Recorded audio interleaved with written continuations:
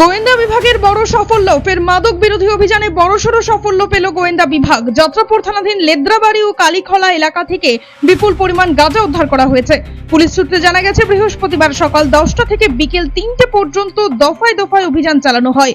অভিযানের সময় বিভিন্ন স্থানে তল্লাশি চালিয়ে 27টি ড্রাম এবং 2টি প্লাস্টিক ব্যাগের ভেতর থেকে মোট 979 কেজি গাঁজা উদ্ধার করা হয়। এই অভিযানে কালীখলা জঙ্গল এলাকা থেকে 119 কেজি গাঁজা, 728 কেজি গাঁজা লেদ্রাবাড়িতে সরকারি জমিতে গড়ে তোলা রাবার বাগানের পাশ থেকে উদ্ধার হয়। এছাড়া 132 কেজি গাঁজা উদ্ধার হয় নবনির্মিত বিল্ডিং থেকে, যার মালিকের নাম সোনাধন ত্রিপুরা। অভিযুক্ত এখন পলাতক। লেদ্রাবাড়ি, কালীখলা বিভিন্ন জায়গাতে রাবার বাগান এবং বিভিন্ন বাড়িতে এনডিপিএস আর্টিকেল স্টোর আছে।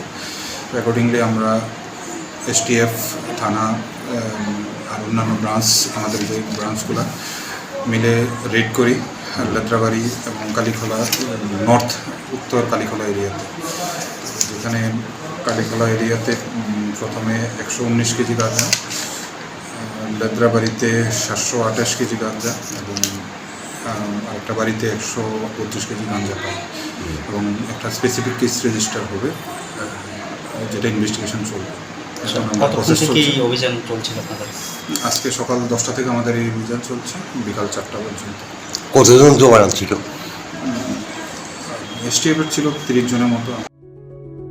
Step into a place full of new ideas and opportunities at Techno India University Tripura, where you learn, grow and build your future. A place that truly helps your dreams become a reality.